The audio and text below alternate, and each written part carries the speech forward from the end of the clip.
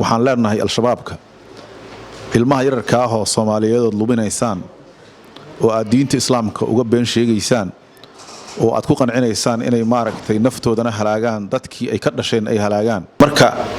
alxaasil nuxurku wuxuu yahay annagu cidii al-shabaab inay la shaqeynayso aan ku ogaano al-shabaab ma nooga bedelo dad ama siyaasadda jirta meesha ka soo horjeedo ayagu al-shabaab ahayn ama maaragtay cabsi ka keenayso isku jira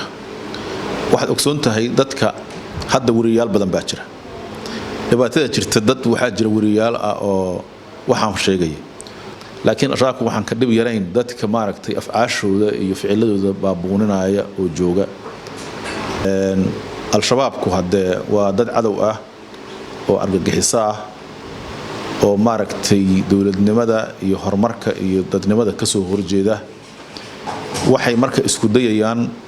horumarka dhusmareeb ka socda marka dad xumaantu inay faafto jecel oo ka ganacsada ayaa jira oo ayaga ku xiran oo ama dabada jiro ama dalka joog marka waxaana waan u sheegayno waxa ka xoog badan dadka lacagta u soo diray oo dhibaatada faafiya dhax waxaan rabaa inaan kuu sheego shacabka dhusmareeb ku nool ee gaarkeedu bismillaahir rahmaanir rahiim mudane gudoomiye waxaan kala rabnaa inaan warbixin naga siiso shabaabka madafiic bay soo tuureen hubiyayaal ka bacdigeedna aeroboorka ninbay miino loogu xiray haddaan khaldanayn labada dhacdo baan waxaan rabaa si waafi ah inaad dadweynaha la wadaagto Soomaaliyeed meel kasta ay joogaan aad baad u mahadsan tahay saaxiib midaan ku saabsan al-shabaabka al-shabaabku hadee waa dad cadow ah oo argagixiso ah oo maaragtay dawladnimada iyo horumarka iyo dadnimada ka soo horjeeda waxay marka isku dayayaan horumarka dhusmareeb ka socda oo ah maaragtay inay Soomaaliya meesha ku tashanayso inay dhusmareeb horumar gaarayso in maaragtay deegaankan wax fiican inay ka socdaan waxaas inay damiyaan ay rabaan oo ka hortagaan ayagu sidoodaba opportunity-ga ama se maaragtay meelaha dantu ku jirto ayay rabaan inay damiyaan oo ka hortagaan taasi marka waxay isku dayayaan isku daygaal badan inay maaragtay meel aan wax ku turturaan meel ka soo dacleelaan taa horta shabaabka ujeedkooduna waa saas danta ay leeyihiin waa taas laakiin waxa jira marka cadowga shabaabku oo asagu shaqahayo dad ama siyaasadda jirta meesha ka soo horjeedo ayagu al-shabaab ahayn ama maaragtay cabsi ka keenayso ama dad wariyaal ah oo isla maaragtay wax cusub iyo news sheega ayaa waxay baabuuninayaan wax ka jira aan la arag arintaas marka waxay keenaysaa in qof walbaaba uu meesha ka shakiyo markaan runta idin sheego magaalada al-shabaab dhibaato kama geysan uma dhawa meel 8 kilomitir jirta ayay habeen dhaw dayaxa inta soo raaceen ay yimaadeen oo qori maaragtay qoriga ay soo tuureen hubiyaha soo qaadeen oo meesha ku rakibeen xabada ka soo rideen waxaad aragteen meel magaalada markaan u dhaweyn ku dhacay markay ku dhaceen baa waxa la yiri maaragtay nimankii magaaladii duqaayeen tan ay tahay dad baa waxaas qoray ayagiina ciidamada qaranka guutada 15aad qaybta 12aad ayaa maaragtay runtii waajibaadkooda iyagoo gudanaya ayay ka howlgaleen waad aragteen oo waa teammatekoodii iyo dhaawacooda meel dhow soo bandhigaynay kala cararkii ay kala carareen ilaa hadda qaara ayagii baadi ku maqan meenada la sheegayo oo hadda aad ka hadlaysid aeroboorka ma meesha meel lagu duubo waa meel aeroboorka 10 kilomitir ka xagaysa oo ay iyagu intay yimaadeen meel wada oo ay islaayeen ciidamada ayaa maaragtay maraya ayay wadada ku duugeen gaariyay la kacday laakiin Ilaahay subhanahu wa ta'ala cidna wax kuma gaarsiin marka al-shabaabku danta ay leeyihiin iyo dhibaatada ay wadaan waa midaas laakiin al-shabaabku waxaan ka dhib yarayn dadka maaragtay afcaashooda iyo ficiladooda baabuuninaya oo jooga marka waa mahadsanta dadkaas iyaga oo afcaashooda al-shabaabna ahayn afcaashoodana faafinaya ama la jira ugu sababta doonaan baa hawla jira iyaga maxaa talaabada ka qorshaysan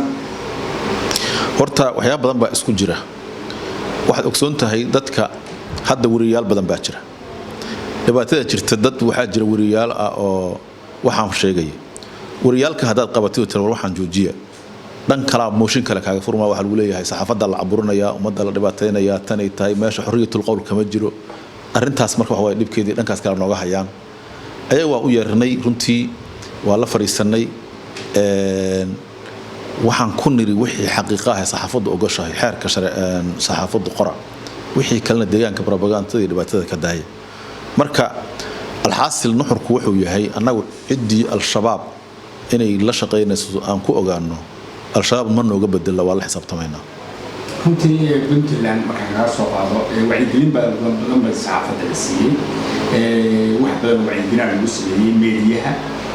idinku ma isku daydeen inaad bal wacyigelin laftigooda meediyaha ka shaqeeya galmudug in wacyigelin la siiyo oo nimankan meel laga soo wada jeesto maadaama sida hadda aad sheegtay ay dhibaataynayaan wax kasta oo wanaag ah oo fuli lahaa meeshii ay ku fuliyeen sida caasimadda oo kale inta basirana ka dhacdo caqabadeeda loo sameeyo waxaan way cadda wacyigelin in dadka meediyaha ka shaqeeya inta loo yeero la wacyigeliyo oo la yiraahdo war wuxuu waa noocaas oo waa exercise ma helaan meediyaha daahir horta aad u mahadsantahay waxa la kaaga maran kadaan lagu lahayn kuma meel qabato Soomaalidu saasay tiraahdaa horta horumarka iyo nabadda Dhuusamareeb ka jirta adiga arkay oo maaragtay TV Puntland ka socda waxaad ogtahay inaan meeshan qof iyo shid iyo dib ka jirin waxa la baabuuninayo inaysan waxba ka jirin annagu waxaan isku daynay inaan wacyigelin mid qaybo badan oo maamulaad waxa jira wasaarad dhan oo warfaafintu ay leedahay waa isku dayeen dadkan in wax la baro shuruucda saxaafadda la baro waxyaabaha ku soo laabanaya berri laakiin waxa soo dhan waxa ka weyn dadka waxa jira dad cadow ah oo aan halkan joogin dibadda qaar jiro qaarna carra kala jiro oo dhaqaale ku wada oo raba maaragtay in wax xun in alladina yuhibbuna an tasha al-fahishatu fil ladina aamanu ilaahay wuxuu yiri kuwa jecel inay xumaantu faafto dadka iimaanka ku dhex faafto lahum cadaabun aliim fi dunya wal aakhirati wixii leeyahay cadaab aliim adduunyo aakhiro marka dad xumaantu inay faafto jecel oo ka ganacsada ayaa jira oo ayaga ku xiran oo ama dibadda jiro ama dalka joogo marka waxaana waan u sheegayno waxa ka xoog badan dadka lacagta u soo diray oo dhibaatada faafiya dhahay laakiin annaga intii ugu badnayd aan ku bixinay oo juhdiya wasaaraddan oo hawshaas u xil saarana way jirtaa waa macsantahay waxa weeye oo kale waxa jirta oo kale shacabka Puntland waa darata shacabka baahil iyo hoob la garataana shacabka markii la dagaalamayo waad ogtahay intii ugu badnayd oo shabaab isku goob lagu dilo baa lagu dilo isku goob lagu dilo taasna sababteeda waxaa lahaa shacabka shacabka deegaanka Dhuusamareeb inuu shacab diyaarsan yahay fiican yahay necab yahay shabaabka markaati ma doonto weeye waan la wada ogyahay inta yar la tuhmaysaan iyaga laftooda in aqligooda iyo garashooda la bedelo ama sida aad sheegtay cabsi haw gale oo dadku cabsiday inta badan bay ku sameeyaan arrimahan laakiin ninkii ku galay cabsi ku galay waa laga dhileed garay waa la tirtiri karaa shacabka Dhuusamareeb maadaama ay yihiin kuwii ugu badnaa ee shabaab la dagaalama aan ognahayna habacan yarkaay hadda aan dareemayno in shabaab u soo dhawaado Dhuusamareeb dabac jira inuu yahayna aan dareemayno soo lama oran karo shacabkii baa niyadii ay hayeen xogaa ay nusqaantay oo yaraatay soo la isma oran karo ma ahan sidaas waa mahadsantahay su'aashaas waa su'aal maaragtay dadka ku wareegayso laga yaabo inay dad badan ku fakarayaan marka waa kaaga mahad celinaa su'aashaas muhiimka waxaan rabaa inaan kuu sheego shacabka Dhuusamareeb ku nool iyo gaarkeedu isma bedelan sidii shalay ay shabaabku ula dirirayeen ay hadeerna ay yihiin nabadda aanu ka shaqeynayno nabad sideedaba ciidan gaari saaran ama meel jooga nabad kama shaqeeyo nabad waxa ka shaqeeya shacabka degan oo haweenka iyo ilmaha iyo odayaasha iyo dadka ardayda ah iyo ummadda ganacsatada iyo dadka ama dibadda jooga magaalada ka baxsan oo miyiga jooga ama magaalada ku dhex jira wax ay wada qabaan oo inay amniga sugaan cadawgana ay cadow wada yaqaanaan amnigu horta ku sugmi karaa taas horta ayaday ahayd midii lagu la diriray nimankan markii hore hadeerna midda shaqaysa oo runtii nabadan beeska u ah waa ayada waxa soo haray waxyaabahan hadda isleedahay way jiraan oo maxaa hadda soo kordhay waxa soo kordhay maaha shacabku inuu daciifsan yahay ama uu niyad xun yahay ama uu daran yahay waxa ka jira Dhuusamareeb waxaan waagi hore ka jiri markii hore waxaan jirin ayaa jira waxay yihiin haddan tan adiga u timid adiga TV Puntland ka socda intuu halkaan yimaado oo xafiiskan yimaado markii koobaad waraysigan uu soo qaado waa madaxweynayaashii Soomaaliya oo dhan meeshan jooga qarankiya jooga madaxweynihii qaranka jooga ra'iisul wasaarihiya jooga madaxweynayaashii oo dhan jooga kuraastii ugu badneed oo baarlamaanka halkaan taal golo deegaana meeshan laga dhisaya intaan Dhuusamareeb hore uma soo marin oo waqtiga hore ma inaan jirin intaas hadda soo korortay cadowgu intaas uu rabaa inuu meesha ka bixiyo oo dhibaateeyo ayaday ku hirjidayaan ku dagaalamayaan dadku waa isla sidoodii opportunity aan hore dhus maray uga jiri jirin hadda ka jira taas marka kuleelka dheeraadka keenaysa shacabku waa meeshiisii halkiisii hore joogan dabayntii baaq maxaa u diraysaa sida shabaabka la dagaalankiisa aad baa u mahadsantahay waa su'aal muhiim ah al-shabaabka waxaan rabaa inaan u sheego waxa haddii muddo badan aad isku daydid waxba natiija ka soo bixi waayaan sida asalka ka ah inaad aadida ku wanaagsan al-shabaab